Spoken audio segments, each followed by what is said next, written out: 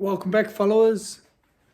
I just thought I'd get back out here today and get stuck into a few little odds and ends. Nothing too major this evening, but I've, as you can tell, have the Flintstone engine now. So, yep, nothing's happening here for a wee while. I'm just going to play tidy up of the engine bay for a while and sort out a few things as to what I'm going to do with this particular engine bay. It's not going to be a show car by any stretch, as you can tell by just looking at the car. But I just want to go through and make sure I cover off all the bits that I want to do now, I guess, or things that I probably should do whilst it's the way it is, whilst I've got the time, whilst it's all nice and accessible. Some of the things I'm unsure about is whether or not I should run power steering. I have a power steering pump and the likes. The car currently has power steering, but I'm just sort of unsure if I want to go down that route or whether or not I get an electric pump or a manual rack or something similar. And then I definitely want to tidy up the engine bay a little bit. As you can tell, it's had some, looks like the engine's been out before my time because of all these marks and scratches, and it's kind of everywhere. Just a bit of roughness really, with whoever's pulled it out in the past. So I might just get a can of I think it's called Sherwood Green, this colour, made up at one of the local paint outfits. They do it into like an aerosol can for about $20 or $30, and just scuff it back and touch up those areas, I think. I'm not going to get too carried away because if I start going too much, you end up with a shaved engine bay and tucking looms here, there and everywhere. So I guess you got to draw the line somewhere and see, where do I stop? So, I think really what I want to do is tidy up the subframe a bit, decide around the power steering. I know Chase Bays do a nice power steering delete kit. I don't know if any of you have used those before or can recommend, or I guess for or against them. I'm not too sure. I haven't had much feedback, but they appear to, they look the part, and the things I have seen and read about them seem to be in a positive sense, so that's pretty cool.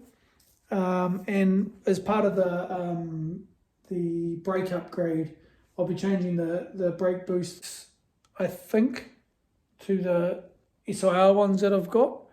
I will check to make sure make sure they're not just the same. But I'm pretty sure the SIR ones will be bigger and better than what's in there currently. And I do know, obviously, a common upgrades like the ITR or Integra Type R, Honda CR-V, was it 16ths, I think, which is pretty good upgrade as well, and a lot cheaper than buying Integra Type R parts these days. So yeah, I think we put a 3-litre V6 Honda Accord booster on the Drag Civic, which is huge. So I guess they're all options, but not too concerned about that at the moment. As you can see here, I've got an SIR strut brace, so I'll probably fit that. So I'm not sure if you're aware or not, but they've got the factory provision here. These are just bungs that come out. Let's see if I can get it out now. There you go. So it's got the little hole for it to, where you'd bolt it down. So we can do that. And then another thing, you can see it sitting here, but it's just loose, is this, which is a front subframe brace. Now it comes out on the SIRs and some of the docks, but this car obviously didn't come with it. But you can just see here and here, I don't know if actually, see, not very good light. Just there's the 2 bolt holes, and then on the other side, it's hard to see, but the power steering bracket, line bracket is just covering it basically. So you undo those, and then that little brace there will actually bolt straight in, which, yeah, it has to be. I mean, they probably wouldn't have done it from factory on the SIR models if it didn't have some benefits, I guess, minimising flex. Obviously the subframe goes back here, so there is a big open space here, so having that brace across the centre is going to help there. I've got the power steering hose bracket that came off the SIR as well, so I could just fit that to it, and we'll be away laughing. Yeah, and then I guess only other thing for the engine bay area that's really, I think, going to change is this fuse box, and the battery would normally go here. I've taken out the battery box already, my tray. This fuse box I'm going to relocate probably inside the car, maybe in underneath the glove box. I haven't actually worked that out yet, because that's where my oil catch can is going to go. So that's a custom piece done by Kieran of KFab, a New Zealand company, which I bought off him. He had on a DC2 ITR. Yeah, I bought that off him a wee while ago, so I look to mount that in there, and that would also mean that I've got to relocate the battery, so that'll probably go, hopefully, somewhere. Wow, maybe not on this side. Maybe down here somewhere, so we'll see.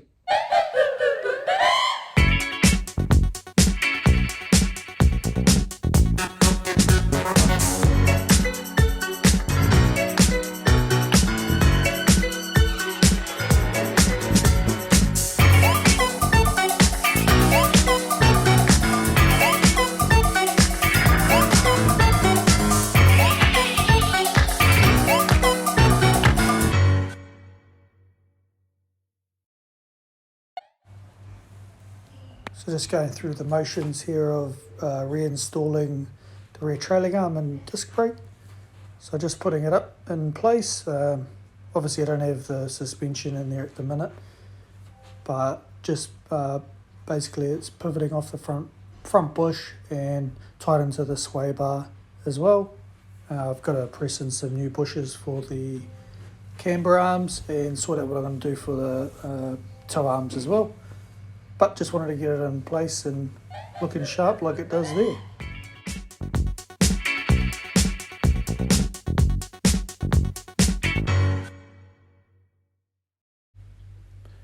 Made the decision to lower the front subframe so that we could get the fuel lines out effectively.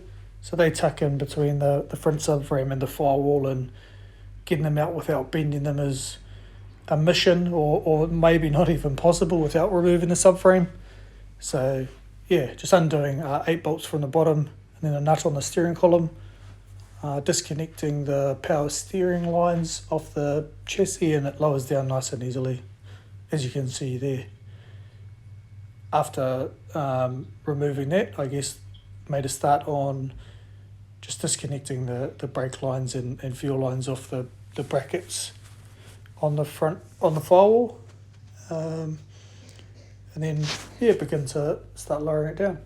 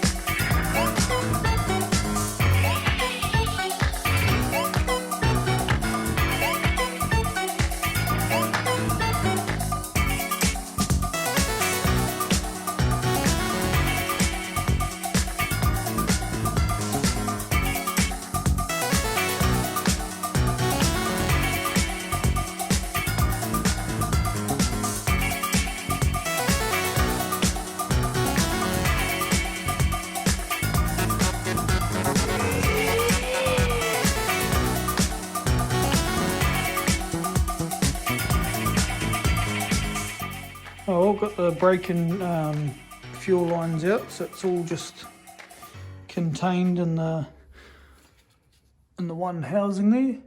That's the front, and this is the rear. Still obviously the brake lines there to either side. So basically I've got to pull out these two fuel lines the whole way out of these clips that don't like opening at all the way here, and these two. So they get changed for, got some up here, and yeah, so basically I just need to swap those over, and then that can kind of go back in, which I guess with the exception of cleaning up under there and doing some under seal, I can put the fuel injected fuel tank back in, which will be a win. Get it off the garage floor, and yeah, then I just got to under seal the other side so I can get the other rear trailing arm on and start buttoning things back up, and we'll be away. So I just had to go through the motions of removing the fuel and brake lines from the plastic clips. Quick tip, use a couple of screwdrivers, one to pry it apart and one to lever it up. And then I went on to under sealing where the lines mount, and then started to fit the new fuel lines, fuel injected lines into place, which all mounts up except these particular fuel lines are off an EG8 sedan, and I found that they're about 100 mils longer than the hatch, funnily enough. So that's all good. I got it mounted up nicely in the rear, and at the firewall side it's a little bit long, so me and the old man bent them to replicate where it needs to go. So it's still a little bit longer at the engine bay side, but we'll address that come time to put the subframe back in and when the B16 actually mounts. Well, as always guys, I appreciate the support. Feel free to follow along, subscribe, like and comment your thoughts down below, or if you need any assistance, feel free to reach out. Cheers guys, we'll catch you when we're looking at you.